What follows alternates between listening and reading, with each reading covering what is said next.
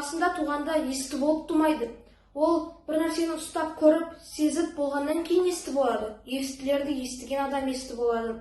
Оның өзінде де адам есті адамды естігенде жақсысын үйреніп, жаманнан жирену керек. Сол кезде барып оны нағыз адам, жақсы, адамгершілігі мол адам деп айтуға болады. Естіні естіп отқан адам шайқалақтап, көп қозғалып, бос отырса, салақ болса, онда ол адамды есті деп айта алмаймыз. Егер де ол адам көкейіндегі сұрақты қоя алмаса, түсініп барып, одан кейін ұмытып қалатын болса, ол адамға айтқанша, үйіндегі малыңа айтқаның жақсы емес пе, депті бір хакім. Өздеріңіз естігендей, бұл Абайдың 19-шы қара сөзі. Абай дана, ақын. Абай қазақтың ұлы перзенті. Ол жастарға көптеген мұра қалдырған. Абай тану ол өзі әдебиеттегі бір бөлек ғалым.